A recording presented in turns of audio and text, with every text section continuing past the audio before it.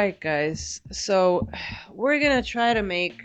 I say we're gonna try to make this video short. Because sometimes Adar and I get kind of long winded with things that we enjoy talking about. But, as you can probably hear in my voice, I am extremely congested. Yesterday and the day before, I had some fever.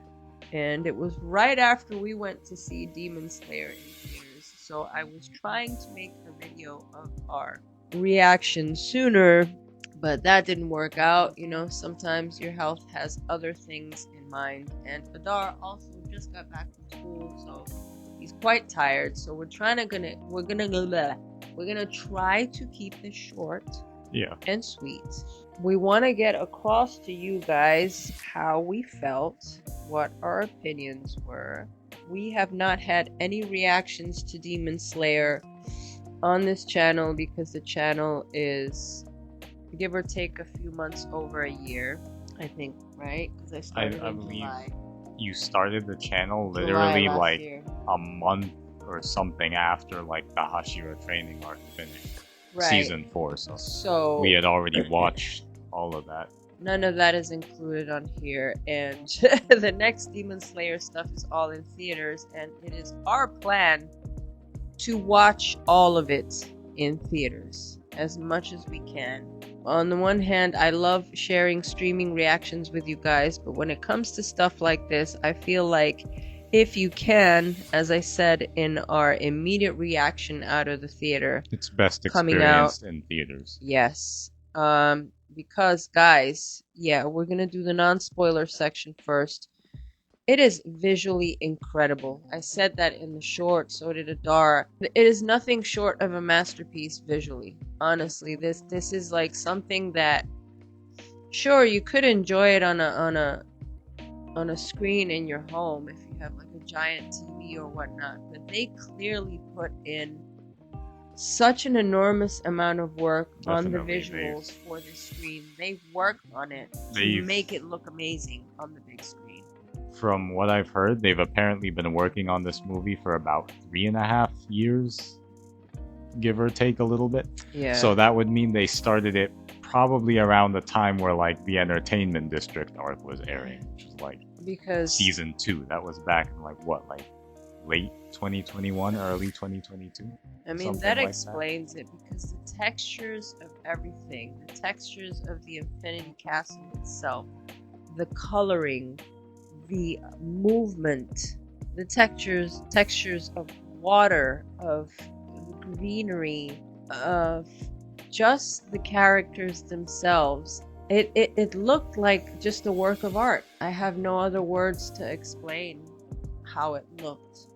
It just really leaves you in awe when you're looking at it. At every single frame, you're like, oh my god, this looks fucking amazing. From the opening right to the closing, I was like, I just watched something really visually stunning. Honestly, it's one of the most beautiful movies I've seen on a big screen, like visually. And that's just visual, because Demon Slayer, the audio? Yeah. It's something that's... It's a franchise that lends itself, I think, very well to the movie format, because even like Ufotable, all that, like they even with normal episodes, that's like some movie quality animation right there. Good animation is not something that Demon Slayer is new to. The animation has always been stunning. Even for regular episodes are like anime movie quality. But like so they did with Mugen Train, I know that they adjusted Mugen Train to look different on the smaller screen. So they're going to do that, I think, eventually when they put it on Crunchyroll. I'm assuming they're going to. And, you know, for one, guys, I plan on buying this on Blu-ray, because I have to watch this movie a few more times, and I think I'm probably going to have them all on Blu-ray. I do not have the seasons of Demon Slayer on a box set. I might eventually do that, but these movies in particular, I just for the visual quality and the audio quality and the music alone, I feel like I need to own these Blu-rays. I mean, you can do whatever you want, but for me personally, as a fan of Demon Slayer, I feel like it's a gem that I need to own. Definitely, and like, there's something almost like I mean, I guess I could kind of get into this like more so at the end of the video, but there's something very touching, like very heartwarming to me at least, about how far the story has come. And like, I feel like Demon Slayer has been like a pretty sizable portion of like my childhood, because I'm in college now, but when the anime started, I was in like maybe 8th grade. So it's brought along some something memories, that's followed right? me through some years, like some good times and some bad times. And we've always watched it together, so it's kind of like been a family tradition for us.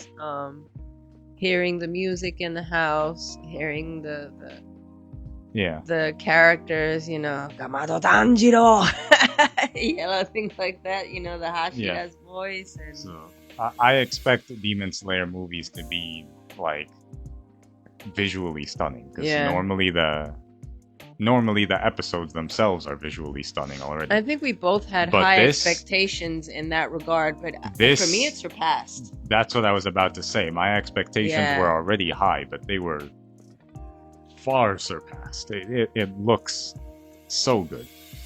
And I gotta say the music too, like Lisa and Amer.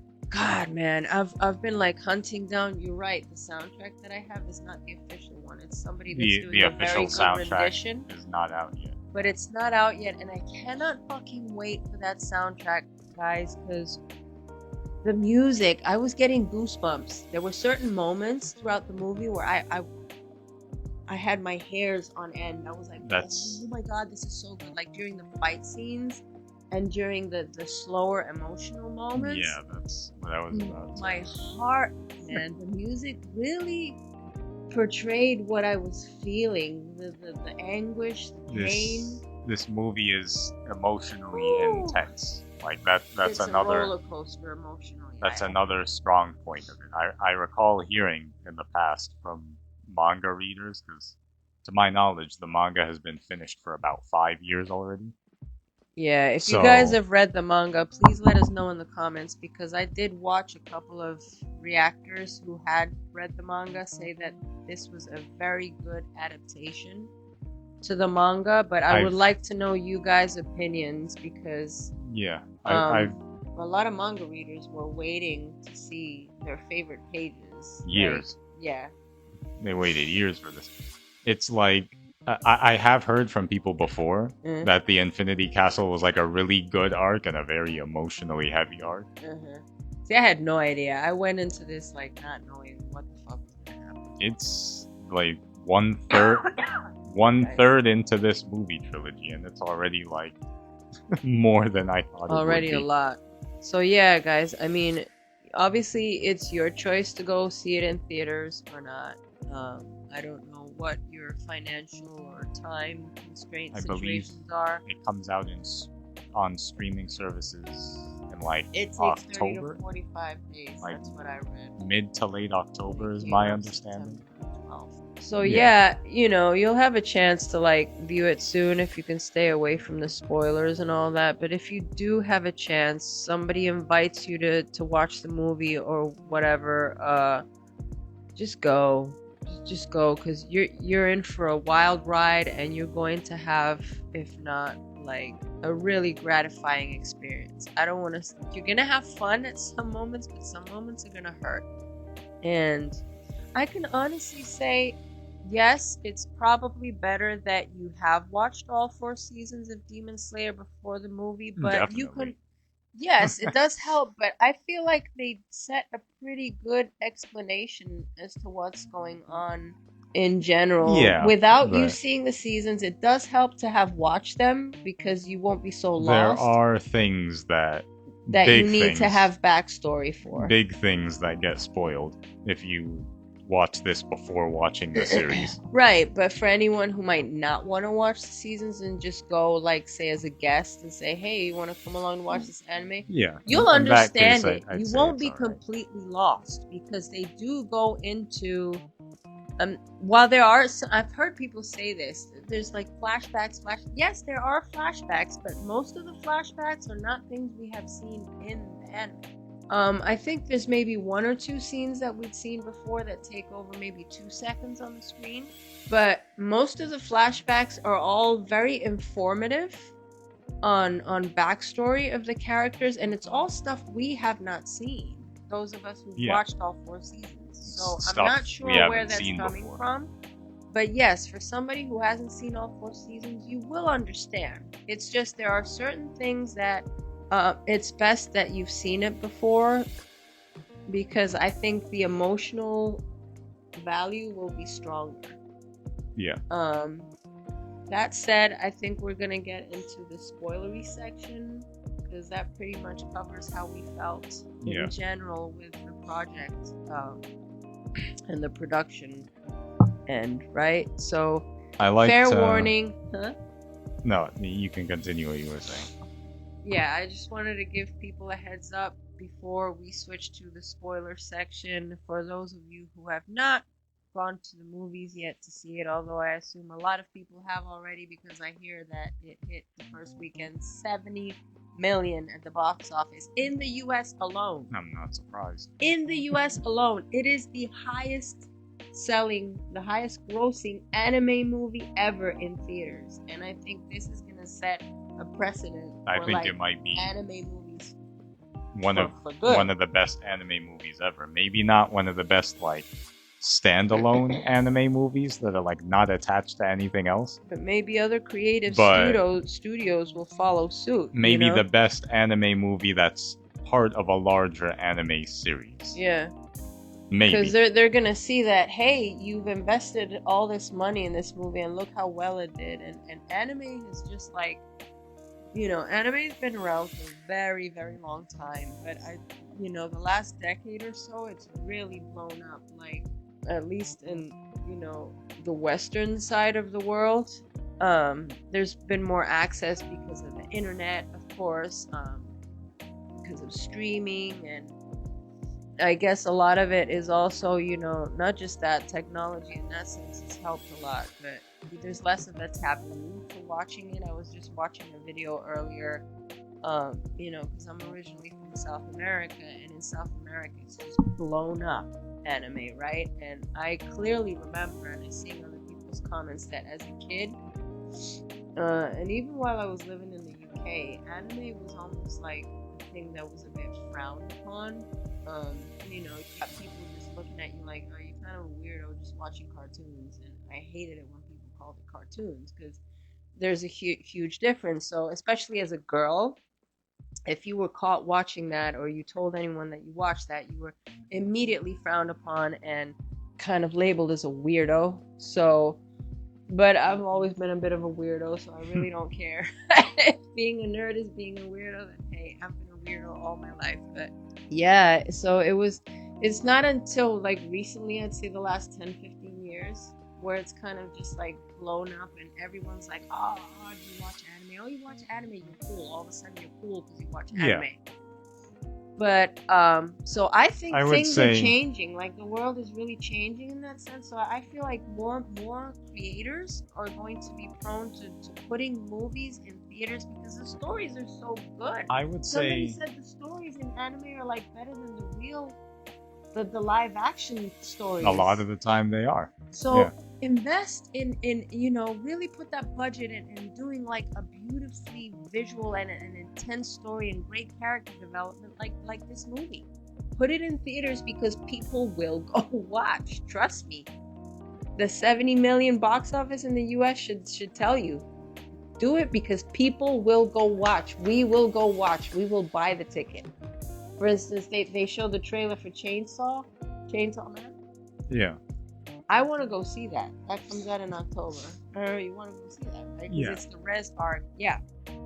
We'll probably make a reaction video to that too, guys. I love Chainsaw Man, and I definitely want to go see that. You want to say anything else before I get into the spoiler finally? Yeah, I was going to say, I feel like even because anime, when I started watching it, like, I guess you could say around 2017 or something is when I really started. Even then, it was still somewhat niche. Like, it wasn't really frowned upon anymore by the 2010s. it was more so of like a subculture sort of thing, like almost like a thing that people in the West like. It wasn't too like in line with the mainstream, I guess, is what I'm trying to say. Right. But at some point after COVID, like around the time COVID hit, people were spending a lot more time at home. Yeah, So they were looking for something good to watch, and they stumbled upon some great fucking stories. Anime really blew up around that time. I feel like that's really when a lot of things changed after COVID. It became basically mainstream after 2020 in the West. So anyway, let's get into the spoiler section. You've been warned, guys, if you haven't seen the movie and you would rather not get anything spoiled, now is your chance to turn this video off and perhaps come back to it once you've seen it already if you want to know what we thought and what our opinions were on certain scenes. Alright, you've been warned. 3, 2, 1, let's go.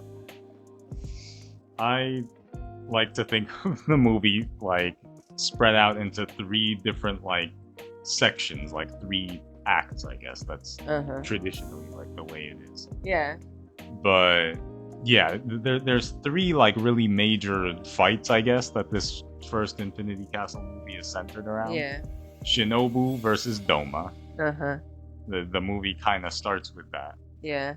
Then we have Zenitsu versus Kaigaku. And then we have pretty much at the end of the movie, like the last almost half of it, I would say, because it was pretty long. It took over a big portion of the movie. It was a big portion. Is Akaza. Tanjiro and Giyu versus Akaza, which is a rematch that, for obvious reasons, a lot of people were looking forward to. After Rengoku, yeah. After the Rengoku incident back in Mugen Train.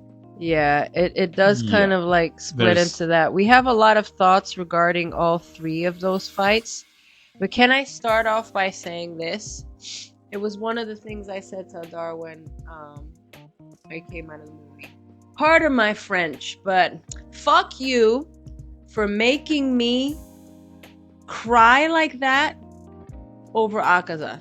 I was not expecting that shit. we can get into that like after we will, the other 2. But I had to get that off my chest, guys. I was an avid Akaza hater because I love me some Rengoku. And I went into this movie not knowing at all, because clearly I don't read the manga, at all that I was going to be so invested in him. At all. I was ready for, like, you know, basically Tanjiro to tear him a new one. Yeah.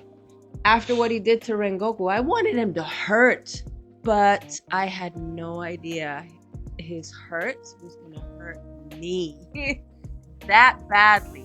I mean, I was inconsolable. Yeah. But let's start with, like, I wouldn't say the lesser painful fight, but still one that I would say hurts. It hurts Shinobu. So there's a lot of like smaller skirmishes going on in between, obviously, between the Hashira and like other demons and everything. But those 3 are the main. 3 are like the main fights throughout the movie. I'm sure they're gonna go into other characters in the other 2 movies. Definitely, yeah.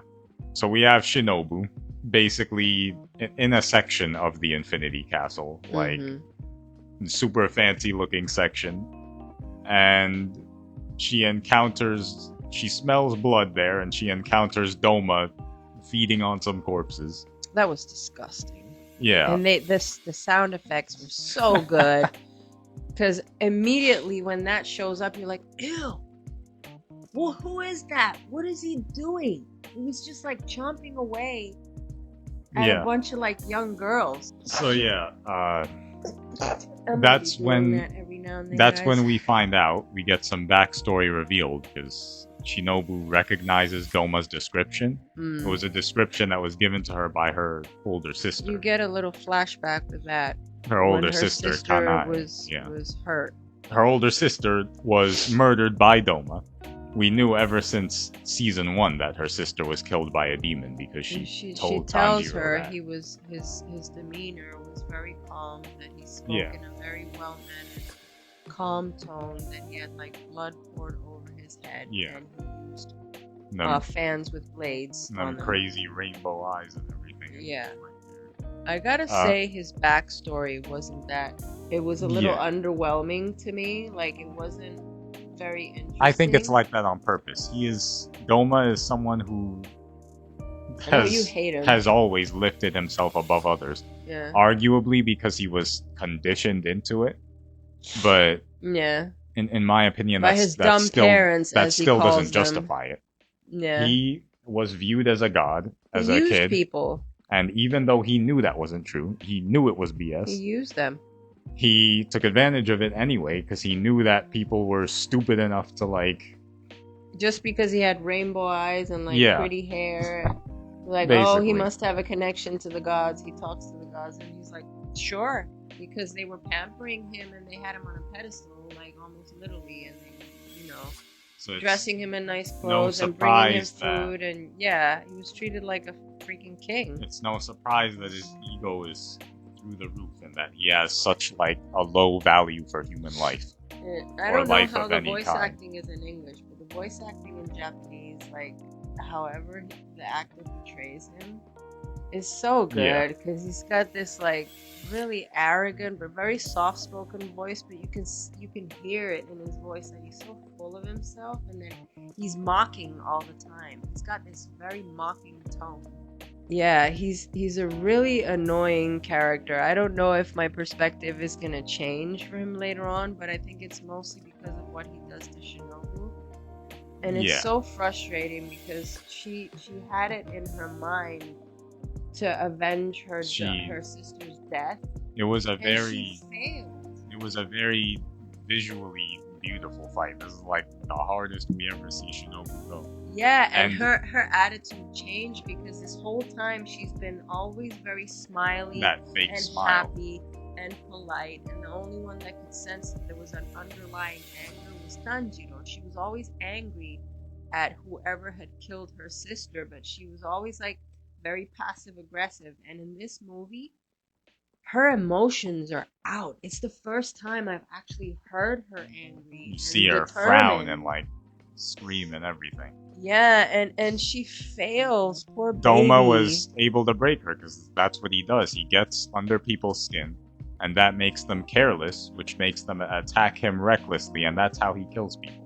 Yeah, and her sister told her, he's going to kill you. Yeah. She fought well, but she allowed herself to get taunted, and she got basically absorbed, like devoured and killed by Doma. That moment with the centipede thing, quite a brutal fashion. I was in awe when she did that centipede move thing, that like purple cloud that was like around her. That moment when they were just charging at each other. I was like, that just looks what I find to be amazing. Even more sad about it. She was fast too. What I find to be even more sad about it, but like at the same time, like something I guess to be proud of is that Shinobu, like we found out back in season 1, we've known for a while that the reason why her sword is shaped the way it is, like more needle-like than a traditional sword, is because she doesn't have the physical strength to actually cut off a demon's head. Right, and she brings that up. She brings up her height too. That of all her siblings and the people that she trained with, she's been the shortest one this whole time. But that moment was so satisfying when she figures out, okay, maybe I can't cut off his head, but my sword is literally pointed like a sting, it's an right? insect stinger. An insect stinger. So she does this like incredible fucking move where she's like in all directions, and he loses sense of where she is and grabs him from underneath and stabs through his like his fucking chin basically, and does manage to poison him. Got him through the eye too. Yeah. She's like, she just comes from underneath because she's little, and he says she's going low. I was like, that moment just looks so fucking amazing on the screen, and I was like, this girl is a badass. So it was satisfying but sad, like you said, because she is a badass. She gave it her all. She did what she could, and still he fucking absorbed her. It's heartbreaking to see another Hashira die, especially one that's been around for that long. Because we knew her before we knew Rengoku. she's been around a very long time, ever since like the what was it called, like the Mount Nadagumo arc or whatever, like the one in the forest with the spider demons. Like that's where she first appeared. So she's been around a while. So to see a Hashira that's been around that long go out like that. Yeah, the way he held her up above and just kind of crushed her and then started absorbing her. She was almost like petting her. The second one that we met after Gi.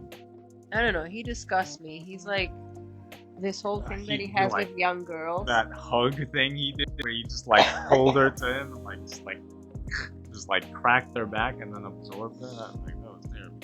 And he like licked her like butterfly ornament after she was dead. No, he's so gross. His thing with like young girls too is like disgusting. That like he loves feeding on like young girls and young women, especially. Yeah. Like sniffs them out. Like, he could smell them as soon as her student walked in. He was like, "Oh, another young girl." Like Kanao, I really hope, because Kanao comes in and sees her master Shinobu being murdered. She has the flower ability like her sister, right? Like Shinobu's sister. Yeah. I don't know. Kanao needs to defeat him and avenge her master, because Shinobu getting murdered in front of her like that is not okay. I hope so. I mean, he already said she's really fast. For a student, I find it like really hard. Although sometimes there's this in stories the student surpasses the master, right? So it is possible. I'm not saying it's impossible, but as things are right now, the way I've seen him fight and how dirty he fights and his abilities, I find it hard for her to do it. He is upper 2. He's one of the strongest demons. Yeah, so she's gonna have to come up with a really incredible strategy, I feel, to like some kind of distraction. I don't know.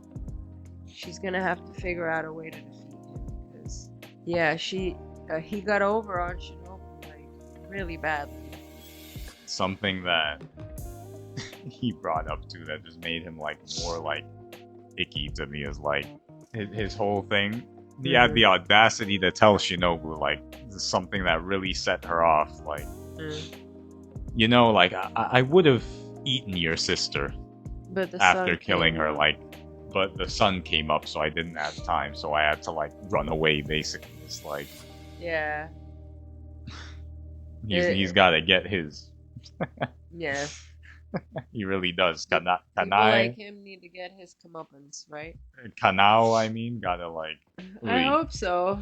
His stupid like ice fans, like throwing ice all over the place, like. Yeah, that looks beautiful too. Honestly, it did look beautiful, like, flowers and stuff around I hate that that's his power. Of the ice just looked so good. There were just so many moments that looked real, like the texture of the Infinity Castle.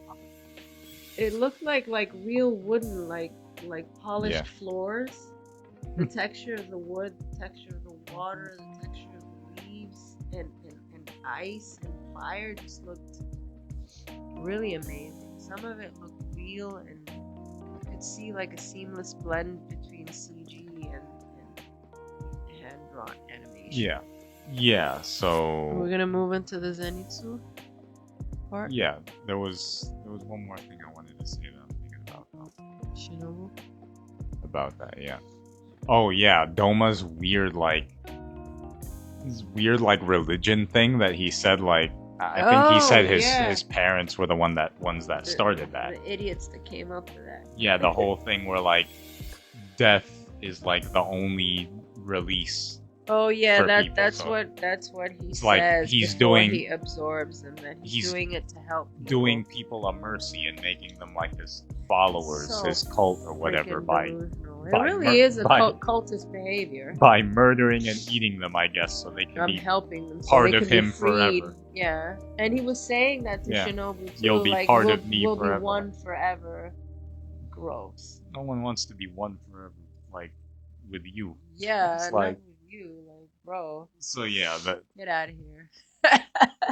Kanao flips out, rightfully so. Then Shinobu's crow goes to sort of deliver the message Yeah, that to she's been... everyone, to Tanjiro and Giyu and everyone else, that Shinobu has died. That's when Tanjiro kind of has memories of his conversation with Shinobu.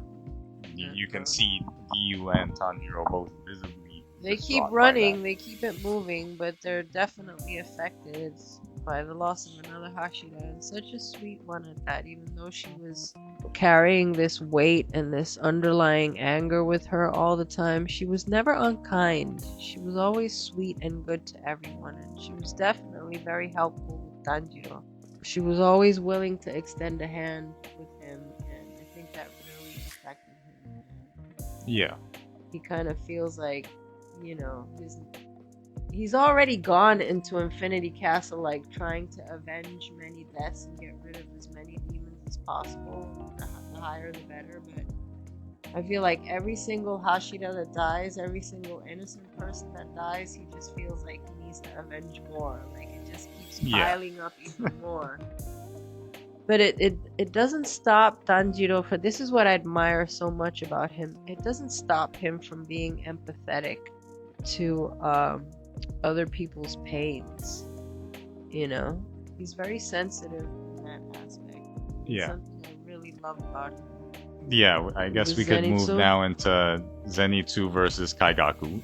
We find out basically because this is its own little like separate story almost within the movie. Yeah, it's an important part, but I feel like it's almost like an isolated incident within the big picture that's going on. Yeah, we see Zenitsu visibly very angry, like at the end of the Hashira training arc with that letter he gets. Yeah. And in this movie, we essentially find out why. We find out what the contents of that letter are. So we see Zenitsu very mad and very calm, which is unusual for him to be that calm when he's awake and in a dangerous situation. Yeah. Because all the others are bugging out when they first fall into the Infinity Castle. Determined. They don't know what's going on. Yeah. He's basically just dropping down through there like... Yeah, he's very... That's basically what this movie starts with. Is it picks up like basically right after the end season 4. But yeah, we find out essentially now that that letter was saying that Zenitsu's mentor, who he refers to as Gramps, the old man, the guy who trained him, Timmy kind of was his grandfather, has killed himself. And the reason he's performed not harakiri properly, yeah, that's what it's called. It's called harakiri, but there's another name that they used to, and I can't remember what they said in the movie. But it is essentially the traditional way of killing themselves when there's been a dishonor. The reason, basically, in their family or to themselves. And the reason why he's done this is because Kaigaku, another student of the old dude, the heir of his thunder breathing ability. The heir of his thunder breathing ability, and the bully that used to torment Zenitsu all the time, his fellow student Kaigaku, has become a demon. And that is a dishonor in which itself. is a dishonor to the master, because the master trained them. So for his student to become a demon, and then Upper Moon, no less, one of the upper rank demons, because he became the new upper 6. He replaced the other two, Yutaro and Daki. And there was no one there to behead him, so it was terrible, because you're supposed to, so that they're completely like sealed off from the real world. I can't have another better word to explain that. I'm not well versed in Japanese culture, but I do know that the majority of the time when they perform harakiri, there has to be a person that they trust, a person there, either a family member or somebody that cares about them, to behead them, so that the deal is sealed, basically, so that the suffering stops. So that they transition into the afterlife completely without wandering around. I guess it is a total soul, like you said, so they transition completely, right? It's also so that they just don't suffer, because you are going to be suffering for at least a little while with stabbing yourself like that. So it's... And something could go wrong, it cannot work. Yeah, you're going to die a slow, horrible death. Someone there with you to behead you to end your pain. And Kaigaku was obviously not there. No one was there for the old man, because Kaigaku was off becoming a demon. Probably felt horrible that he wasn't there either to help. Yeah. So that wouldn't have even happened to begin with if Kaigaku hadn't, went like what the master intended was for Kaigaku and Zenitsu both to inherit. Like, so he the took it technique, upon himself to the thunder avenge the breathing. old man's death and get rid of Kaigaku. Kaigaku did not like him at all because he kept calling him trash. he hated the idea of them both inheriting thunder breathing like the master wanted. He said, like, it should only be me. Why should it be someone worthless like you? Like, I alone. He didn't like should have been the Zenitsu one because that he chose. Zenitsu usually looked afraid. Like he would get, like we Yeah. know Zenitsu. He would like cry in a situation of where he was, scared, and he'd go hide in a hole, and that's why his abilities only came about when he was asleep. Because when he was awake, let's face it, he was a bit of a wuss. But not here, because he's so angry and so determined to avenge. He got over his shit, man. The man who trained him. Yeah. That he's also fully been training prepared for to a throw while, down. like Inosuke. Like Yeah. while Tanjiro was training, Inosuke and Zenitsu weren't idle. They were both training. He searches for Kaigaku in the Infinity Castle. He runs into him, and of course, the first thing Kaigaku does is mouth off, like he always did. Asshole. Sort of like, and what annoys Zenitsu too, like, I actually don't recall if Kaigaku tells him this, but it's something that we see like in Kaigaku's memories. Is that the reason he became a demon is essentially because he came across Kokushibo, Upper One. Yeah. Needless to say, a very, very powerful demon. Yeah. So, out of cowardice and a desire to preserve himself, and he wanted to be more powerful. And also to be more powerful at the same time. So he alone could be worthy of inheriting thunder breathing. Yeah, because he always wanted to level up some more and like make himself feel more.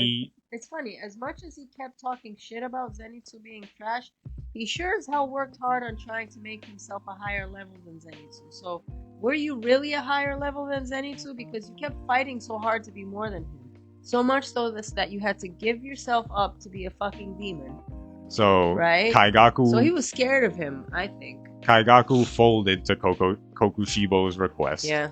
Took some of the Muzan blood that all the demons take to become demons. And... yeah.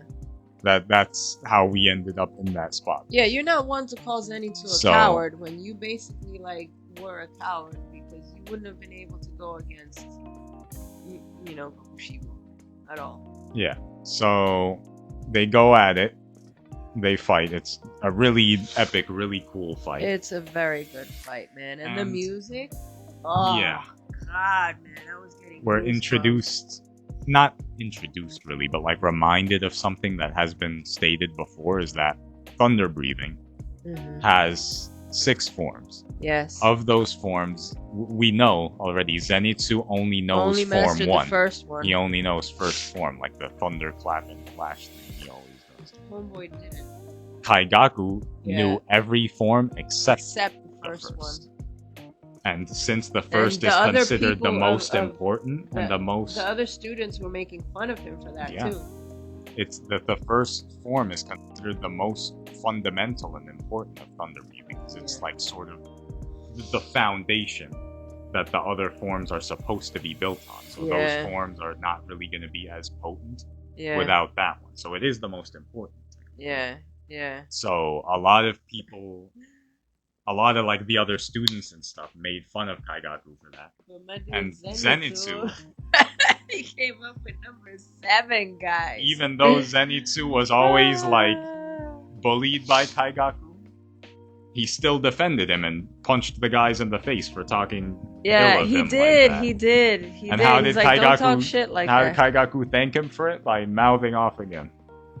But Zenitsu came up with a number 7, Zenitsu himself, through his own training and perseverance, created a 7th curiosity, form of thunder breathing, a 7th form. And that made Kaigaku so mad because he's like, oh, so the old man did teach you something that he'd never taught me, so he did prefer you. And Zenitsu was like, nah, I did it myself, homeboy.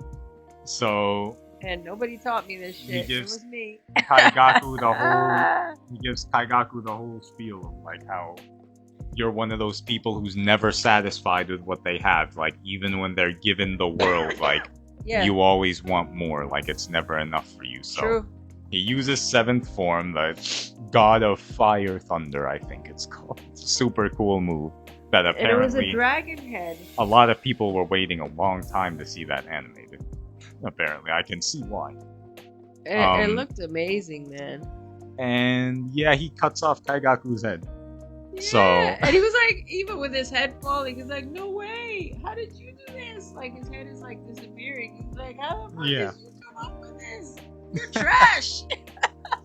Clearly he's not. So Kaigaku... Zenitsu is my dude. I've always loved him. I think he was funny as hell, you know, for crying and everything. I thought he was really adorable with his crush on Nezuko and everything, but in this movie, he really showed off. He did. So Kaigaku starts like falling down through the Infinity Castle, like disintegrating, like all demons do when they get beheaded. Yeah. And Zenitsu, out of exhaustion, sort of like collapses with him, and he's falling down. So Kaigaku's like, "Ha! Like I get to bring you down with me. Like you're not better than me." Like, but then Yushiro comes out of nowhere, snatches Zenitsu in midair and gets him. he like, basically, no, you're not. He basically gets like up in Kaigaku's like face falling or like head. falling head, I guess. He's right like, next no, to him. you're not. He's not going anywhere with you. Like, bye. I forget exactly what he said to him, but like something in that regard. Something along those lines, like you're going alone. Like you're how going does down that solo. feel? How does that I'm feel? taking him with me. It was so good. It was so good. I'm like, boo. Got the last word in. So love that. But his skin was cracking too, so he had to heal him. Is all messed up. His skin is cracking. Yushiro's taking care of him. Yeah, but he fought well. I think he deserves a little healing break because man, oh man, Zenitsu put his all into it. What an amazing fight! And we get Kagaya, the master, like his children, his son, like in particular, is hard at work mapping the whole Infinity Castle too throughout the whole thing, because that's how they're trying to... I didn't realize they were so young. He's 5 and his sisters are 3. They're using that to try and locate Muzan, because he's hiding himself in that weird, like, pulsating, like, chrysalis thing. Like, sort of he's protecting himself in that from the thing that Miss... Lady Tamayo is still... she injected him with that shit to turn him into a human, but he's really fighting in this, like, cocoon thing where he's extending himself with almost, like arteries into the Infinity Castle, right? Tamayo is so angry, man.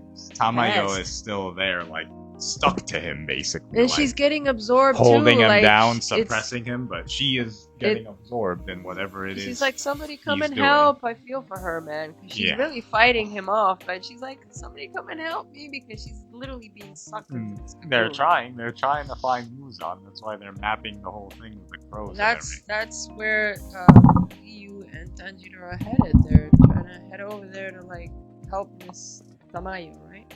Yeah. So we see Genya looking for Sanemi, like searching for his brother, who is, by the way, fighting by himself, because most of the Hashira are in pairs. They're all running in pairs except for him. He is there, like, kicking ass, fighting off all these fucking demons by himself. So Genya needs to kind of, like, hurry up and pair with him and fight with his brother. We got...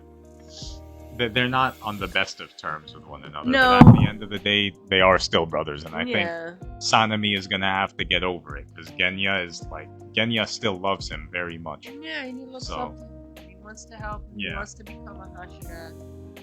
And he wants to show his worth, to show his brother that he's capable. And Genya is. He's very capable. I love his fucking guns, man. Like, he's the only one wielding those guns, and he's just so cool with them. And he has, like, this extrasensory perception too of what's around him. You know, he's able to hear things pretty well, right? He has a good sense of his surroundings. We have Muichiro and Gyome fighting together, like working together, super cool. Sort of fighting like the weaker demons, like helping out like the rest of like regular Demon Slayer, like lower level foot soldiers. Because they're being, as the Hashira are moving to the Infinity Castle too, there's like areas where there's just like hordes of demons being released. Like all of a sudden they're running down a hallway, and then the Infinity Castle, this looks so amazing on the big screen. Like the floors will split, there'll be like new walls coming up, and then all of a sudden hordes of shit coming out, like almost like a fucking zombie apocalypse. Like they just start like, you know, like falling through, and it's insane. So, there's like even in the peaceful moments, there's like constant movement. It's just like really captivating your attention all the time. Muichiro and Gyome, they're a pair. Obanai and Mitsuri are together, which isn't really surprising because it's pretty clear that like they're a thing, kind of. Yeah. With how Obanai was getting all defensive of her, like in season 4 when Tanjiro was getting like too friendly with her. He was like, whoa, he's like, back off. What are you doing? Back off, sir. Yeah. They're always gonna pair up. Tengen's not there because he's retired. No, but there was a really beautiful moment of Tengen talking to Rengoku. Yeah. He was kind of like meditating there, I guess, and he was kind of talking to Rengoku's spirit and like basically evaluating the situation and kind of like through their third eye, I guess, seeing what was going on a little bit. Nezuko is kind still of admiring like how hard they've been fighting, right? Nezuko is still kind of sick, being looked after by Urokodaki. Yeah, she wasn't really present, other than just laying in a bed like hyperventilating, breathing, and trying to recover from the shot. Yeah, it's nice because I love Urokodaki. Like he was Tanjiro's basically first big mentor, other than, I guess, it would make sense that he would leave him to guard his most precious, valuable person. Yeah. Urokodaki was the one who made him a demon slayer, basically, because Giyu like referred him, like recommended. Yeah.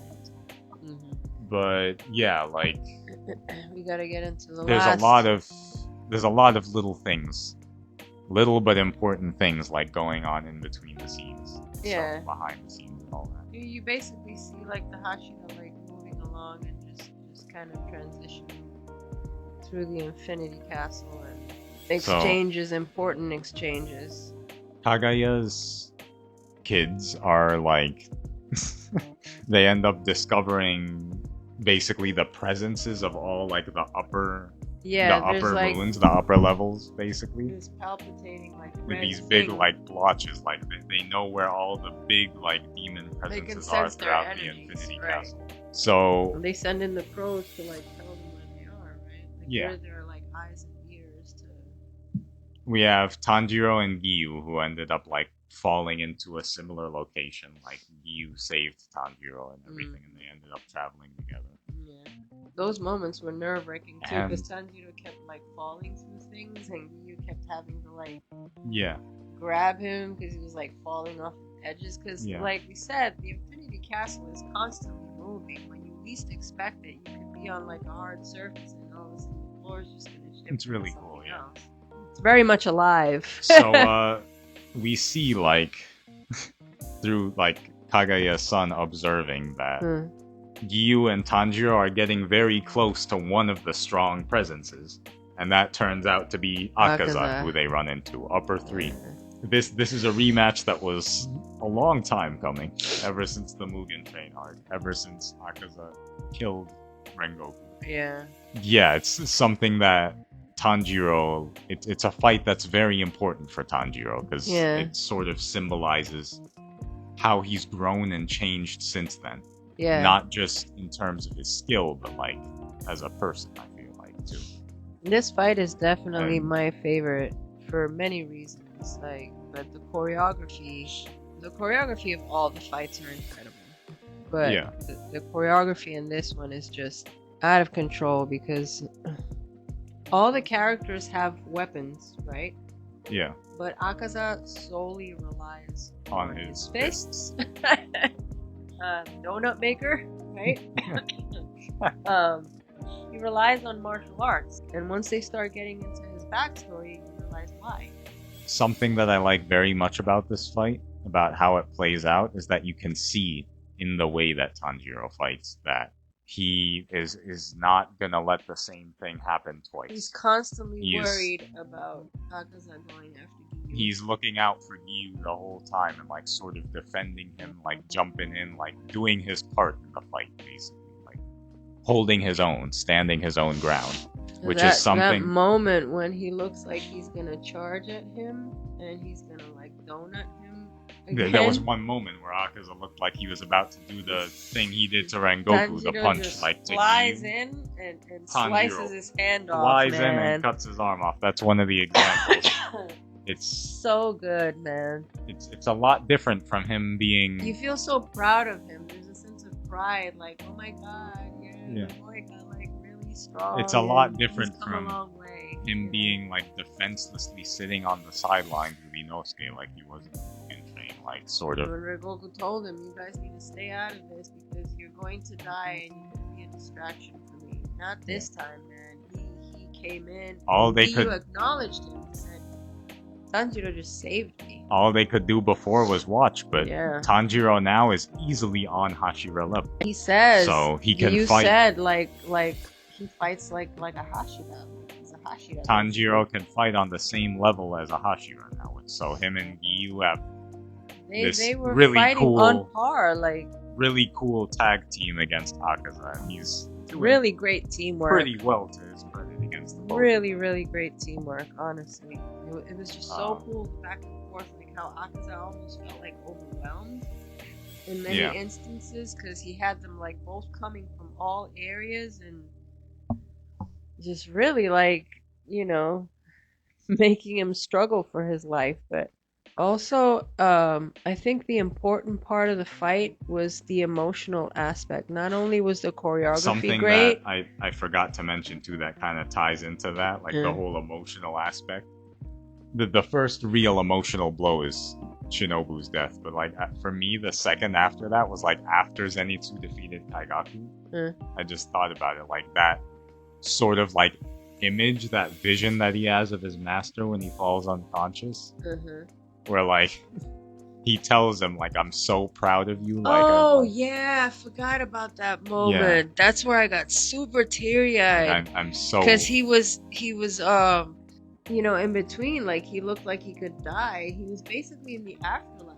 He was like on the verge, and he sees his master on the other side. His master's thanking him because he can rest in peace now that he defeated Kaigaku. And it was really meaningful for Zenitsu to hear that because the whole series, that's what he really needed to hear. Like, he said he was proud of him, and the whole series, Zenitsu doubted himself so much that it was like so important, like so meaningful for him to hear that from probably the person that he respected more than anybody, honestly. I think that's why he kind of allowed himself to collapse too, because finally he felt like he finished the task. That vision he had of his master's spirit sort of telling him like, you've done it, like, congratulations. Yeah, you did good, my dude. I'm so proud of you. You're my pride and joy.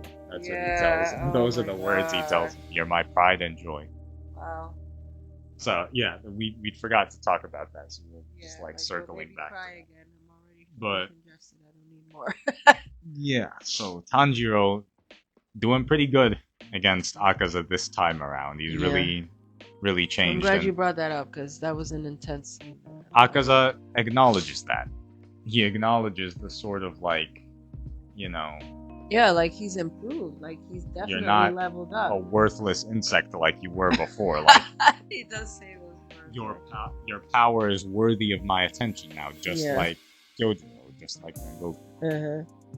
But he wanted him to turn into a demon because he admired his fighting style. Akaza tells him like, I like strong people. I hate the weak. I liked people like Rengoku. Yeah. But for some reason that I can't wrap my head around, as strong as you may be, you remind me of someone. I don't like you because of the way that you are.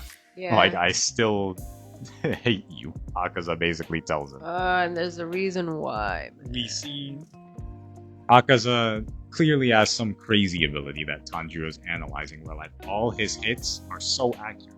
Yeah, they hit like a magnet, he where said. they're supposed to land, almost like they're drawn Every there time. like a magnet. Yeah. So Tanjiro sort of trying to figure that out, but he's not having much luck with it at first.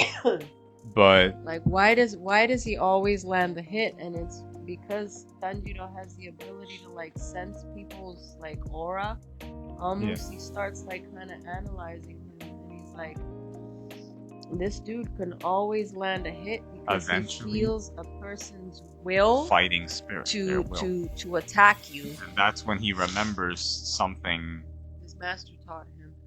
Something that his father taught him. Oh, right, his father, not his master, right. The transparent world, which is basically like almost attaching your own spirit like and observing from the outside, right? A state of total like fighting basically with no malice, no malintent, no intent to hurt or kill. And usually that is impossible.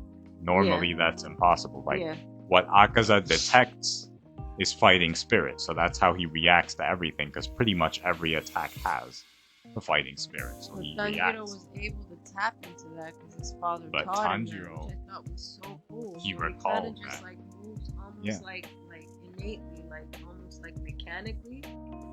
He just starts fighting him and detaches himself, and he's literally viewing himself from the outside, from the transparent world.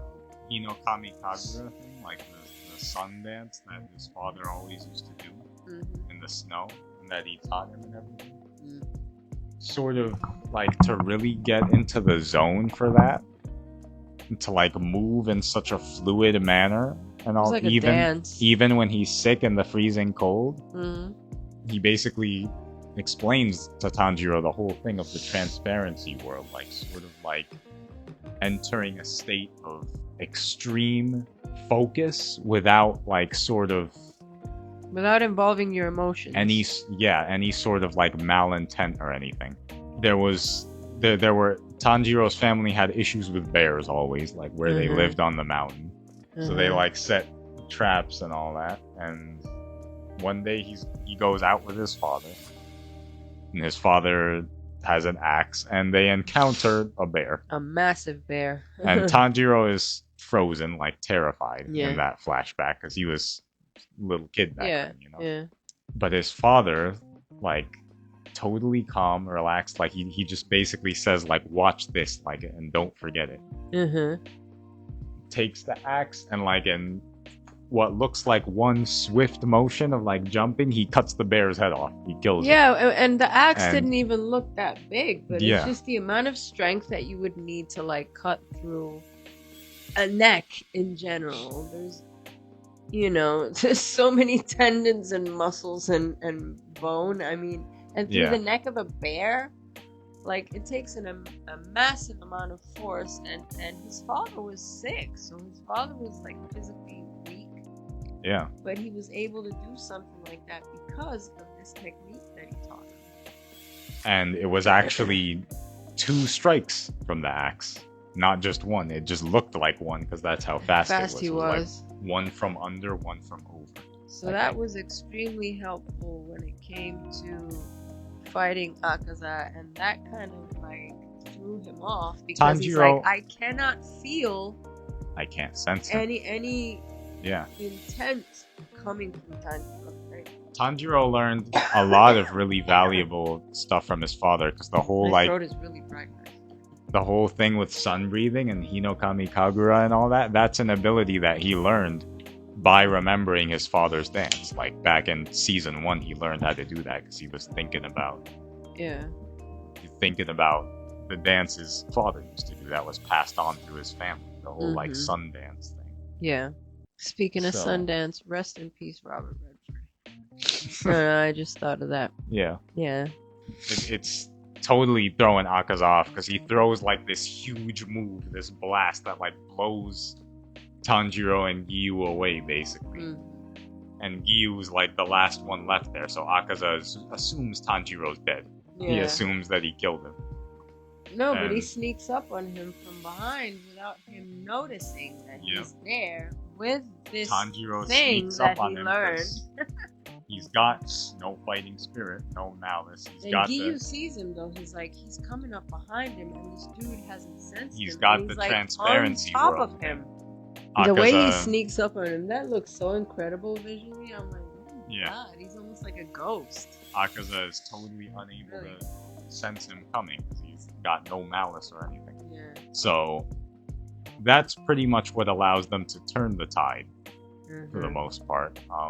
Eventually, because it's through that Akaza starts remembering. Eventually, things about his own master, right? Teaching him. Yeah, he starts to recall, like, I forget exactly what the words were Tanjiro said, but it was something exactly like what his master used to say. Yeah. With his, cause comment down below, remind us. When Akaza was human, which we get into in this flashback in a little bit, he had a mentor who said something, and we find out that the reason why Tanjiro irritates him so much is essentially because he reminds him of this mentor. So yeah, that's kind of like the breaking point. It's kind of irritating me that I can't remember exactly what he says, but eventually Tanjiro manages to behead Akaza. He manages to cut his head off. Akaza, and like absolutely refusing to die, grabs his head and tries to force it back on. Yeah. But then they he had like a nub. Yeah. He had like a nub after that, like once his head was coming off. And he starts regrowing. He gets sliced through the face. His head starts to disintegrate. They assume that it's over. They assume that he's dead, that they killed him. So they start relaxing, basically. But that turns out to be incorrect, because Akaza gets back up his will, headless. Man. His will, he starts regrowing his head back. He gets up with nothing but a nub, nothing but a stump up here, and starts going towards Tanjiro, trying to Tanjiro faints because he's exhausted after the whole fight. So Giyu calling out and everything, trying to rush over to stop it. You need to wake up. He's not dead yet. It's not over. Yeah. And that's when we get into easily the most emotional sequence of the entire movie, because that's when we get into Akaza's backstory, his story as a human, and it is very touching, very sad, I should say, enough to the point where it kind of makes you forgive him for the Rengoku incident, honestly. Yeah, At least in my case it did. It is easily, for me, the saddest backstory in the entire thing. And I think from what people are saying, he might be the saddest backstory to all the demons. I have heard from people who read the manga that I had heard of this before already, that his backstory was very sad. But this was it was more intense than I was expecting. So we see a girl, basically, a young girl, in Akaza's mind, I guess, sort of, running up to him, clutching his hand, asking him to stop, and she calls him by his human name of Hakuji. Mr. Hakuji, stop this, it's enough now, it's time for you to rest. Yeah. And he sort of brushes her off, who are you? Who are you? He can't remember. I don't know you. Because demons don't remember their lives as humans. Yeah. Usually until they die. And he starts seeing his mentor and everything. And he starts seeing... He didn't know that's what it was. He doesn't know who it is. He doesn't know who any of the people are. He sees his father. His father, too. That's basically when we delve into his backstory and find out a little bit of why he has such a thing against weakness and such a desire to be strong. It all started basically with his father as a kid, because Akaza's father was very sick and basically deteriorating in front of him in real time, day by day. The medicine was expensive. Akaza wasn't from a privileged family. They showed him like washing his father's body, and taking his care of father's him and spine everything. was basically sticking out through the skin. Taking care of his so father. Skinny. The way Akaza had to get the medicine, because steal. he was not from a privileged family, Yeah. medicine is expensive, was through stealing. He stole stuff. Because of him stealing a lot, he would always get in trouble. Yeah. As a kid. Mm-hmm. He would always He's very strong though, so he'd always fight them off. He would always get caught and like beaten by the authorities or whatever. All that. The way they beat him up was like fucking with sticks and everything. I can't find the line, Adar. I don't know, maybe they're just not revealing it because the movie's just come out, so they're not gonna reveal any lines. I don't remember what he said. So but they were like beating him like so hard, man, and he was so resilient. He would just like lay there basically like cursing them out and like whatever, you know. I'm gonna keep going back to like it's never too late for a new start. That's what it is. Is that what he says? I think that's what it is, like loosely. It's never too late for a new start. Like it's time to be reborn, something. Something like that. Something about rebirth. Yeah. So, but that's relevant a little bit later. Like we didn't really get to that yet. So he was stealing in order to get medicine for his father, basically. He would always get beaten and punished for that and labeled as a criminal. Everyone knew him as a thief. And because of that, they would give him... We find out the tattoos that he has as a demon are actually from that. They were like tags of punishment. Those almost, are the amount of like times markings that he's been caught stealing. So that was on his arms, I think around his torso too. Yeah, like marked for life body. That you're basically a thief and therefore not a trustworthy person. Yeah, even though he was doing it for his dad. His dad was basically... He was very loving and gentle with his father, man. And his dad was like... His dad was so... Loved him. Caring. His dad was always apologizing to him for being sick. Like he felt like he was a burden to his son. Yeah. Having to take care of him like that. He was always like... That's something Akaza brings up. Like, why do people always apologize when they're sick like that? It's like... I felt that. It's not like they can do anything about it. My mother... She had pancreatic cancer, and my sister had to do a lot of like care for her. And I had a short while where I was taking care of her physically, and that's all my mother kept doing. She kept apologizing for being a burden, for making us like work hard physically to take care of her, for seeing things that we didn't necessarily want to see, for seeing her weak. So that hit hard. I was already crying really hard with that because that brought back memories of my mom. Brought back some memories. And I was like, this is so fucking true, man. Yeah, so because he doesn't want to be a burden to his son, he hangs himself. The father... I can't believe they went there. The father hangs himself. He ends his own life so that his son doesn't have to basically keep being a criminal for his sake in order to keep him alive. So he wanted him to restart his life. A new start, yeah. That's a common theme throughout the backstory.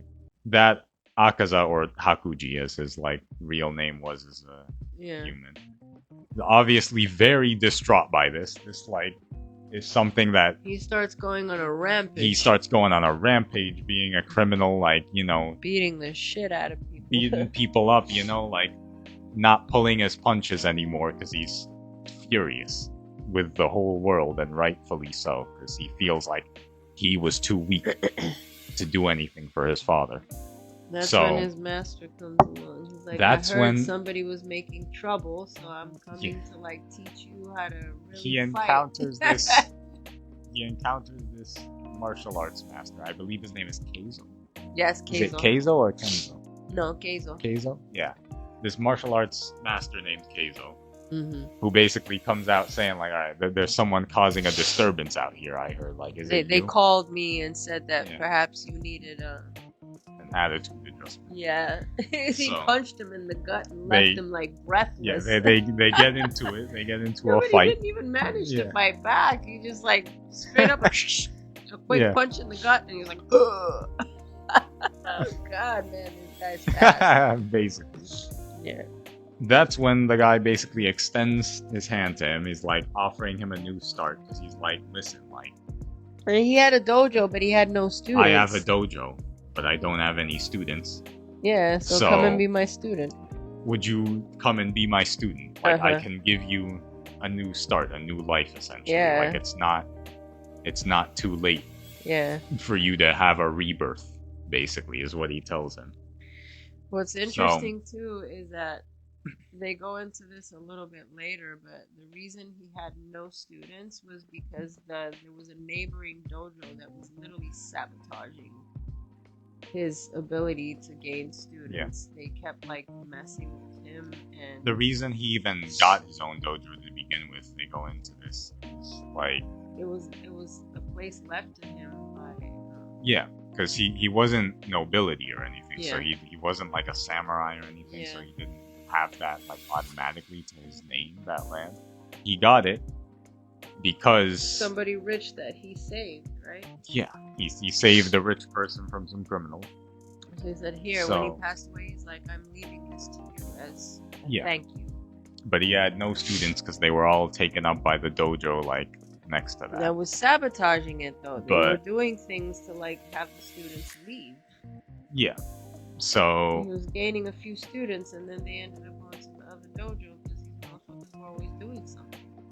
So Keizo brings Hakuji back to, like, begin his martial arts, hand-to-hand combat training and everything. Which you see later on in his fighting style. Very much so. And because we find out that Akaza never really believed in the whole like samurai honor thing with swords and all that. Like, he just believed in like hand-to-hand combat, going at it with the hands. Like that's the most fisticuffs. That's the truest like display of strength, I guess. Yeah. This is when he's introduced to someone who is very important to him. Perhaps like the most important person to him, really. Yeah. His master's daughter, Keizo's daughter. Keizo's daughter. Very I believe. sick. I forget what her name is. It starts with a K. Kiyoshi? Kayoko? No. I think. I forget, but yeah, it's the master's daughter, Keizo's daughter, essentially, and she is very sick, and bedridden, and this reminds of Akaza or Hakuji right away of his father. Yeah. So that sort of like activates, like awakens something in him, like some instinct to protect. Yeah. And Keizo basically tells him, like, I need you to, like, take care of her, like, monitor her, like, watch out for her, you know? When I'm not able to be here, like, I need you to be there for her, basically, as her protector. Hakuji basically asks him, like, you sure about that? Like, I'm basically a criminal. Like, do you really want to leave someone like me with your daughter? Keizo basically tells him, like, you're not as bad of a guy as you think you are. Yeah. You know? It's not too late for a new beginning. Like, this is your rebirth, right? So you have a chance to be more than that, you know? Yeah. Yeah, that's... From there, a lot of things are set in motion. Some years pass, and all throughout those years... They grow up together. He ends up being 18, and she's like 2 years younger than him. Throughout those years, Hakuji, like, trains a lot with Keizo and becomes like very skilled. Koyuki, that's it. Koyuki, there we go. Getting into trouble with the other dojo too, because they don't get along. Yeah. Eventually, Keizo wants to pass on the dojo to Keizo Akaza. wants Hakuji to inherit the dojo, but also he wants to marry off his daughter because she has a fancy for Akaza. And Hakuji ends up falling in love with, what was her name? Koyuki. From all he'd been taking care of her for years, just like he'd been caring for his father. And they've been going to see fireworks together. He took her to see fireworks and everything because he'd been carrying her on his back to like just go places that she wouldn't have been able to go before. So they spent a lot of quality time carry her around and show her the world, fall in love, all this nice stuff and everything. And eventually, the way he bends down like on the ground, that really surprised me. I thought he was gonna say, no, I'm not the one who's a criminal, but he basically like put his forehead to the ground like in a thank you, and happy. And Yeah. Yeah, Eventually, they were really happy for a while. We see Koyuki does get better. She is able to walk on her feet. Yeah. She's healthy again. Yeah. And at this point, her and Hakuji do want to get married. Yeah. Because they were preparing to get married. They had a future together. She was so happy. She was like, you Hakuji's told me when I was sick that happy too. You were the only one that talked to me like I had a future, and yeah, that's another big. Yeah, because she thought she didn't have a future. She was basically bedridden and like set to die in her mind, and he brought her this hope, this thing like when we go see the fireworks together, when we go do this together, he would always talk about her this whole in the future conversation where like she was like, I don't think I'll be well enough to like see the fireworks. I don't want to burden you with that. No, and he's always like talking like, he's when like, we go see so if we don't see them this year, we can see them next year. Yeah. And she didn't even think at that point that she was going to live another year. So that was a big thing for her. It gave her a lot of hope because Akaza was always, or she Hakuji, kept looking to the future because Hakuji of was how always, he was talking to her. Yeah, he always spoke of the future, and that I think that gave her a lot of strength to keep going on, to get better. And he was looking to the future. He was looking to his bright new beginning. To get married, yeah. And he went to his father's grave and sort of told him like, that he was getting married. I'm getting married. Like I had a new start. Like he wanted me to. Like pours sake on the grave. I think does he do that? I think he does. He does. And then when he came back, they were gone. And then, yeah, very unfortunately, he returns to find. Oh my god! I'm already like a mess with books. Shortly before his wedding was to happen, that the rival dojo had poisoned the well of his dojo, and Koyuki and Keizo, the two most important people to him in his life. You know what I hated the most about it? Died. They said they knew they couldn't take him head on, that they couldn't fight Keizo. So the only way that they resorted to a cowardly tactic like was to poison the water, because they knew they couldn't go toe to toe with him. Because they knew they were too weak. And that sort of brings us into Akaza's hatred for the weak who like rely on methods like that, like poison. And then he just loses obliterates them. He completely loses it. He charges into the dojo and murders, destroys them. 27 people. He murders 27 people. He basically clears out the whole rival dojo by himself in an act of pure vengeance. And because of that, he's basically labeled a criminal and sentenced to be executed. He is to be killed. Yeah. So he's sort of like on the run, but like also giving up at the same time. He's like so desperate at this point. It's like he'd gotten so close to happiness, just to have it snatched out right from in front of him. Almost like he doesn't have a right to it. Life had been mocking him and telling him, like, nah, you don't have a right to be happy. It's cruel. In his most lost moment, he basically becomes what the world had always seen him as and viewed him as, which is a demon, a monster, something evil, because he runs. There were rumors of there being a demon in the town because of him. Yeah. Because he like annihilated that whole dojo himself, so they were like, this guy can't be human. He has to be some evil demon or something. So they're complaining. And no weapons, mind you. All his fists. They're panicking. Martial arts. They're panicking about that. And Muzan hears something. Is like, oh, what's this about a demon? I don't remember. He thought it was one of his demons. I don't remember sending trouble, but he didn't send anyone to that town. I don't remember sending any demons out there. So let me go see what this is about. And that's when he finds Hakuji. And he's like, it's a human. Well, like, and that's. Would you like to come to my side? That's when he offers Hakuji in his most broken and hopeless moment, like, sort of become a demon. Like, start a new life. Like, if you want to be strong enough to protect what matters to you, and not lose anything else. That was his whole thing, that he felt like, as strong as he was, he felt like he was never strong enough to protect those he cared about. The way for you to become truly strong enough to protect what matters is to be a demon. Because humans are simply not strong enough. And that's also why he kept telling Rengoku to, like, be a demon and come to his side. He kept offering people that he thought were worthy. Like, stop being a human. Humans are fucking physically. Humans are frail and they have a humans break, limited they're lifespan and they fragile. break. That shit broke me when he said that too. He's like, humans are fragile and they break. He's like, be a demon. You can live forever and be eternally powerful if you're a demon. Yeah. The demons they don't pass away. I can't believe I'm getting teary-eyed. And it's so emotional because Hakuji, in his last moment of like anger and desperation, just says like, move out of the way, and like charges at him like he's gonna attack him, like kill him. Because he's unaware that Muzan is a demon, presumably at this point. Yeah. And Muzan effortlessly just like shoves his hand like through his face. Yeah. And basically says, you really thought that was gonna work? No, because he didn't know who he was. Hakuji basically tells him at that point, like, I don't care about anything anymore. Yeah, just do what you gotta do. Just do it.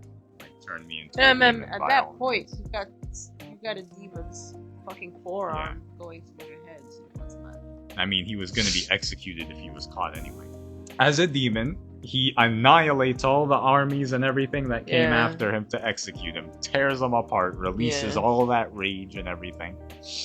And he doesn't even realize why he's so angry, because as a demon, he doesn't remember his human life. But he still has that visceral rage, and that rage is what drives him to the way Muzan have the manipulates ideology them, man, into turning them into demons. It's just so heartless. Yeah. He's really the big villain. That's basically how we get Akaza, how he ended up the way he is. And he starts seeing all of these memories, and he starts remembering and seeing all those memories. His turn, these people. That kind of breaks him. Yeah.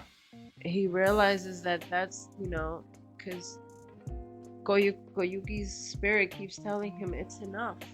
It's enough fighting. The reason you don't have to fight he anymore. couldn't stand Tanjiro is because Tanjiro was the spitting image of Keizo.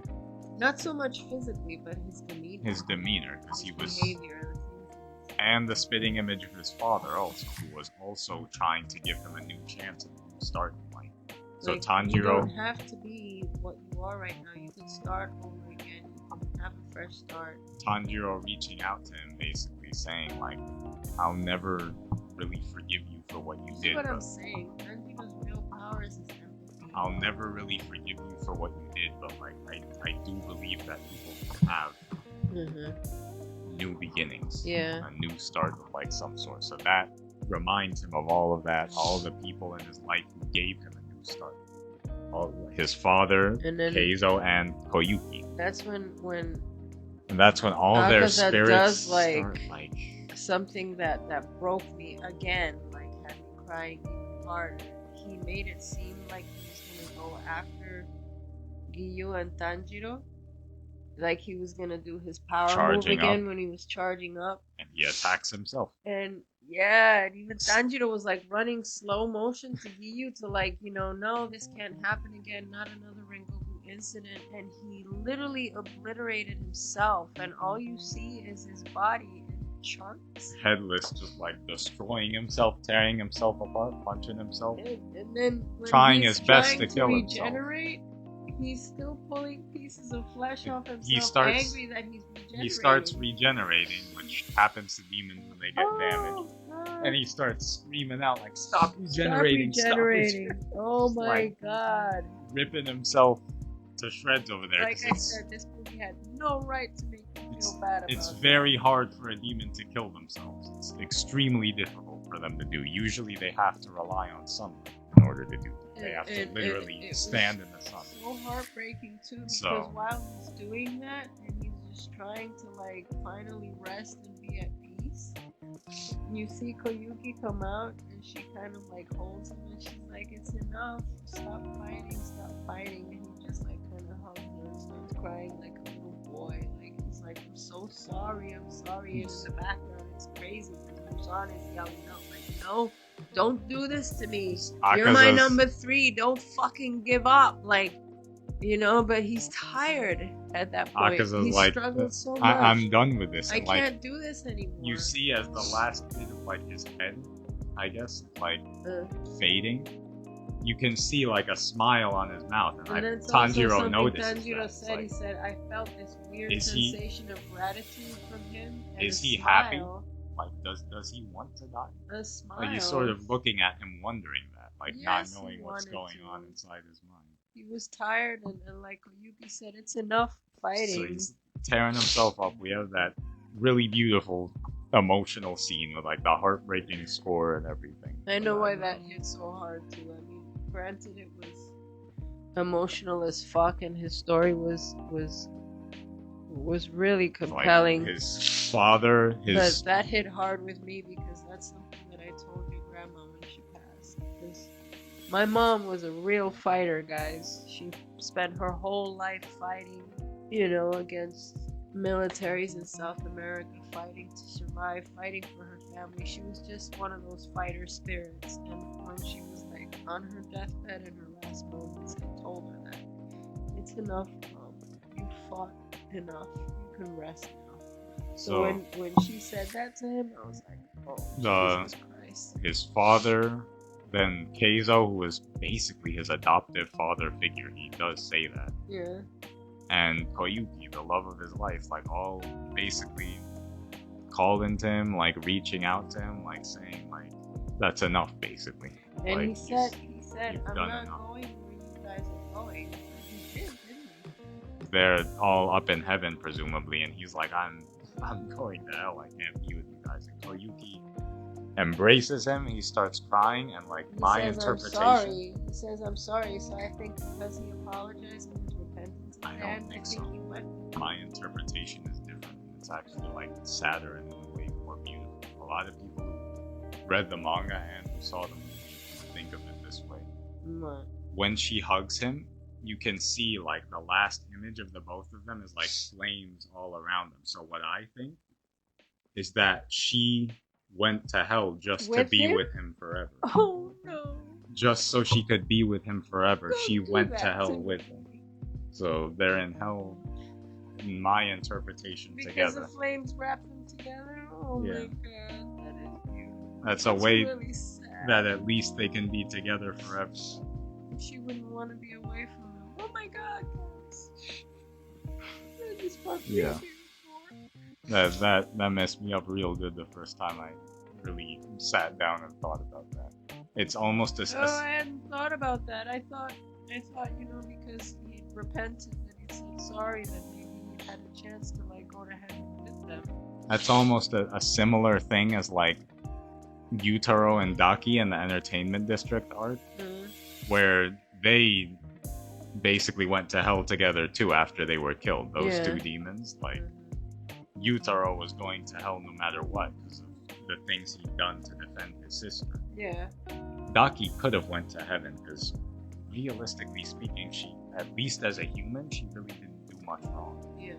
Her deciding she wanted to stay with her brother and like go to hell with him is like sort of reminiscent of what we see with Akaza and Koyuki. You could be right. I'm sorry I'm sniveling so much, guys. I'm already congested and crying doesn't make it any better. I think there's something very profound about that. Very profound about it.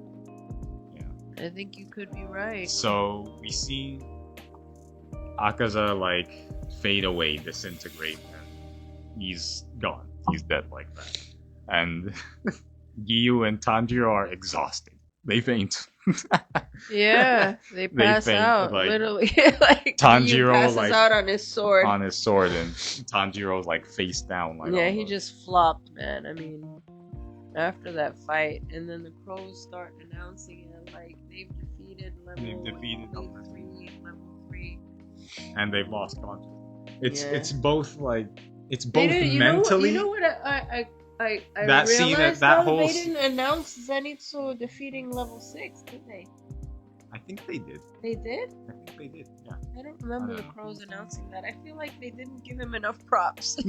Yeah. Like, my boy defeated a level 6. It might not have been level 3 or higher, but, you know, because they announced definitely Shinobu's death by Doma. And they were really loud about Giyu and Tanjiro, like, defeating level 3. It is a very draining scene. So, like, that sigh Tanjiro does before you, like... Oh, you felt that. That's it's like, I felt feel like the audience felt when you were I'm like, that oh, Jesus that Christ. whole like 35-minute sequence of like Akaza's backstory and death. Yeah, it was a good quarter of the movie. I think so. I think almost half, honestly. But no, because that would have meant the movie was almost 2.5 hours. No, that meant it would have been an hour. It was about a quarter of the movie. That makes sense. Yeah, actually. So, but like the whole Akaza thing in general, like the fight plus the backstory plus his death, I'd say so is like emotional, it's so heavy. That's a whole like hour and 20. I'd say like the last hour and 20 basically of the film is dedicated mostly to that stuff.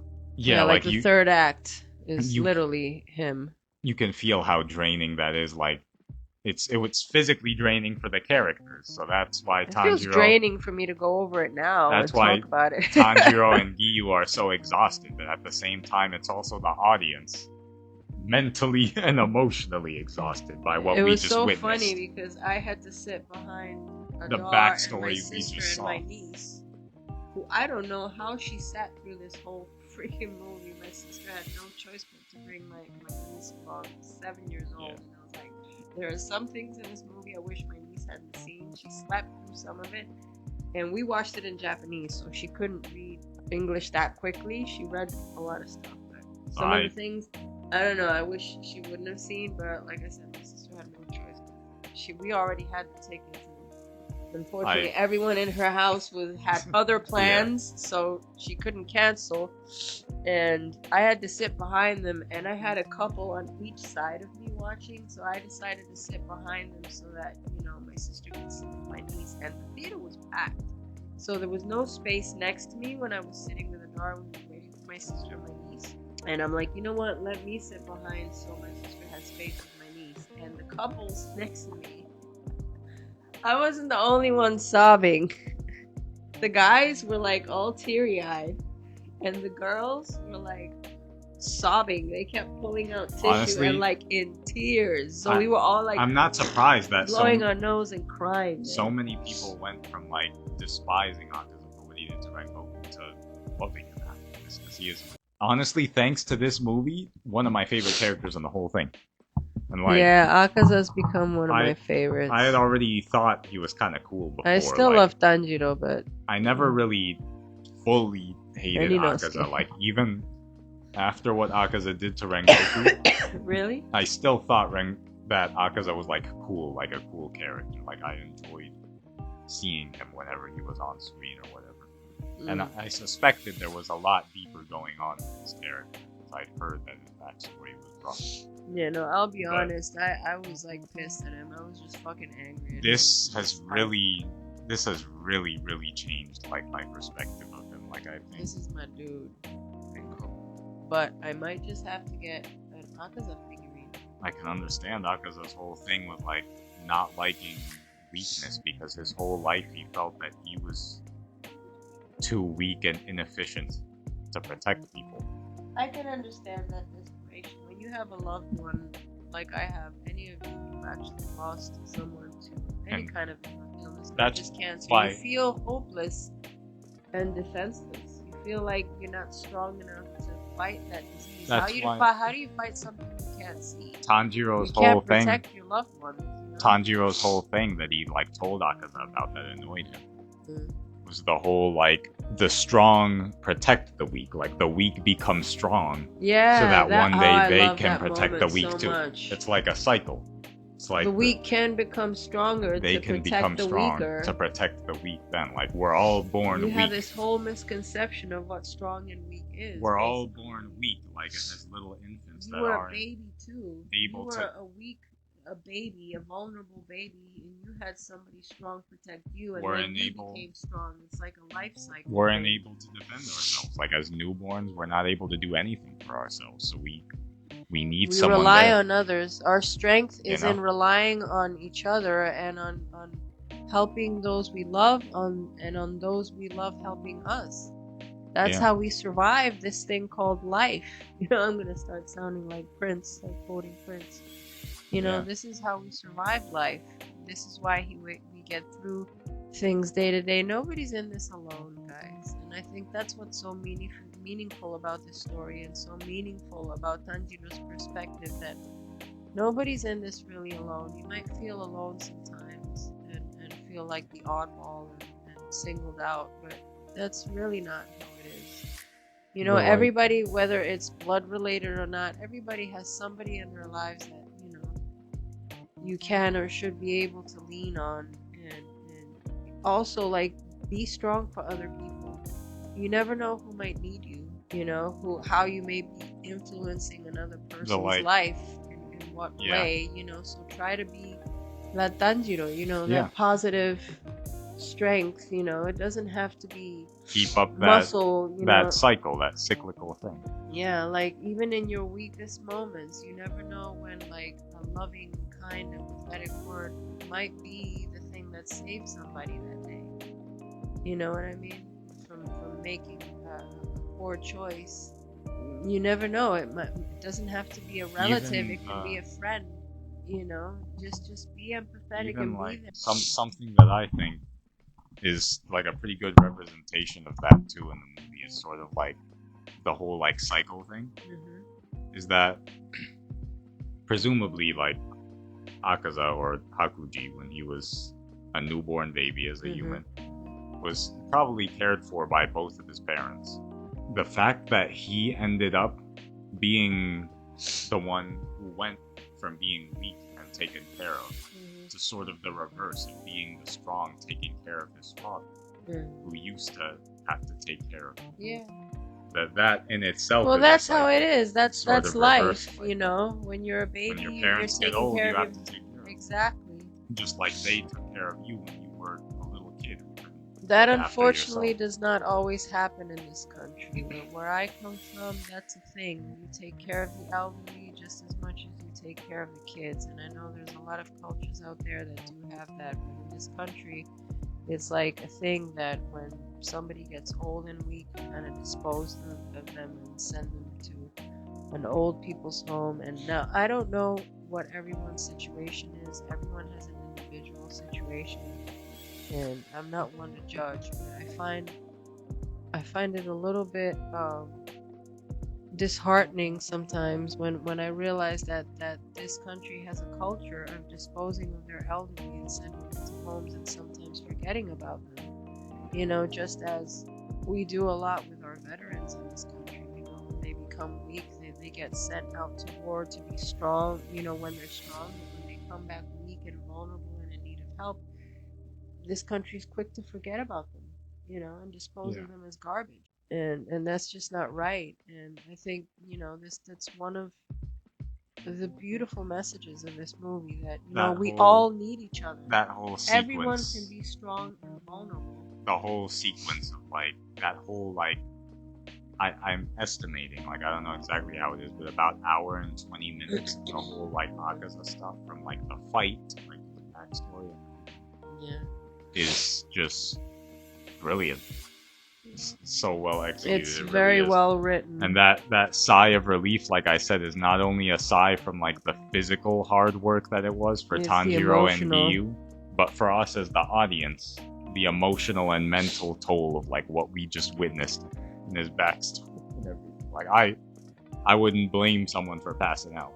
Like after seeing all that. We gotta wrap it up soon because we've been at this for almost 2 hours and we thought we were gonna keep it short.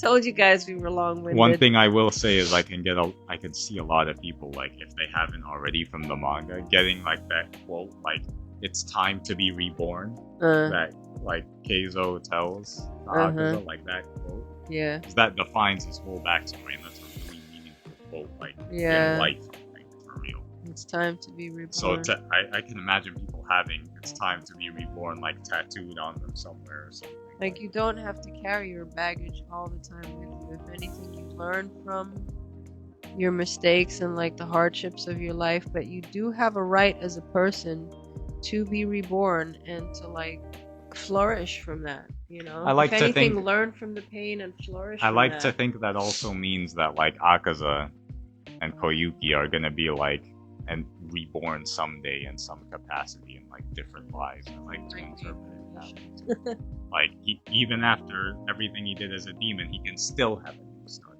Even after all that, like, it doesn't end. Well, all this is open to interpretation, you know? It's even though there's like some objective factors in the storytelling, I feel like a lot of it is subjective and it means something different to everyone. Like, everyone walks away with something special from the movie. And that kind of does it with like part 1. I can now see we have to see people getting that tattoo, like, what it's time happens to in be part 2. like, tattooed on their arms. Because it kind of ends with like Muzan just kind of yelling out from Muzan very unhappy in his little cocoon thing, yelling out "Kamano Tanjiro," like, you know, and Tamayo still being pulled in, and Muzan is furious at Akaza having been and he killed. readjusts how One the of his Infinity upper Castle limbs. looks. It He doesn't look reshapes. anymore. Yeah, he reshapes the whole thing, and it kind of throws off the kids, right? Because they're like, No way, it's this big. changing it just got everything. even bigger. It was It already large expanded. enough. Yeah. So I think the stakes are going to be much higher in the second and third movie, and I cannot wait for them. And I know we got to wait about a year to a year and a half, possibly, for the others to come out.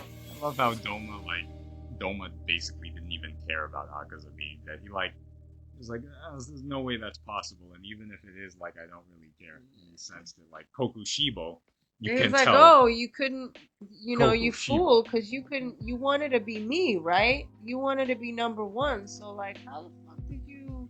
Kokushibo was like, you wanted to challenge me one day and take my spot as number 1. Yeah, so I guess you weren't strong enough. Kokushibo is not very happy. I can see him getting involved in the action in the next one because of that Yeah. problem. And Muzan is irate at having lost Akaza too. He's like, Because what do he you said mean upper 3 is one dead? of the things that he says is he does not like change in any sense of the word. Muzan he doesn't hates like change. emotional, physical, psychological, whatever it is, he hates change. And this is like a big change in his life, and they're just like... Muzan is not happy about losing Akaza No. because Akaza was, to him, a valuable piece. The way I interpret it, like, the reason Akaza was able to die, I think this is because he literally refused to regenerate. Yeah. His willpower just eventually His willpower was stopped always him strong, even from when he was a regenerating. human. He was that was the one thought that I had throughout his whole backstory. I'm like, the willpower on this guy is basically his strength. It was so strong that it allowed him to eventually stop himself from regenerating. Yeah. And just fade and die. And I think Muzan sensed that. That just made him even more angry about Akaza's death. It's like, you abandoned me, basically. Yeah. Like, you willingly stopped regenerating. You willingly tired. allowed yourself to die. He was tired of fighting. So he that spent you his didn't... whole fucking life fighting. Enough is enough. So Like, you will don't be have to told serve him? me anymore. Like, Will you be told him enough is enough? That's, you know, just rest, my love, basically. Tamayo's really struggling, calling for help, getting, like, sucked into Muzan's, like, evolution cocoon So that thing, was a whatever great it is. cliffhanger to leave it on. Whatever part it 1. is he's doing. In The case you guys didn't realize, I think we've mentioned it. This is a 3-part thing. Yeah. This movie was part 1. I saw some people weren't aware that this was going to be a trilogy. Yeah. I think you didn't know until I brought it to your attention, right? Because there was a couple of people at my job No, I who were knew. like, I knew. Wait, it's a trilogy? I'm like, yeah, dude, be ready for a cliffhanger because this doesn't end with this movie. No. Castles all reshapen and everything. We should wrap so it up because it's officially 2 hours. And I gotta edit this, guys. I gotta work on this. So anyway, that's we'll see where much, it goes from here. Yeah, this is pretty much all our thoughts and our breakdown of all of the important moments of the movie. I hope you enjoyed our reaction. If you have anything else to add or any opinions on what we've said, please leave it down in the comments. Leave a like if you did enjoy our reaction or not. I can understand if you might not have because of all my sniveling and my coughing and sneezing. I do apologize. I really did not want to be sick during this freaking review, but I didn't want to wait any longer either. I wanted to do a review while our thoughts were still fresh from a couple of days ago. And as I said, I have a pretty fucked up fever in the last couple of days, and today's the first day where I don't have any, and I have to go back to work, so it's gonna take a while for me to get rid of all this congestion nonsense. And yeah, I apologize if it was uncomfortable to watch this or listen to this, but I have no control over that. But anyway, if you did like our reaction, leave a thumbs up. Subscribe if you haven't already, because yeah, we will be posting up our reaction to Chainsaw Man and the other movies that come up from Demon Slayer. We have a ton of other anime reactions. If you're unaware, I'm still posting up our reactions for Full Metal Alchemist Brotherhood. We're still reacting to the new episodes that are coming out of One Piece. I just have to put up 20 something episodes of reactions that we've watched of One Piece. I am the only editor, so it takes me a while, guys. I apologize if I'm too slow. And there are other animations that we watch either together or just by myself if you're interested in all of that, along with some live action stuff. So go check out those videos if you like. If you haven't subscribed already, if you have, I do appreciate you. And we'll be seeing you soon, guys. Take care, everybody. Bye.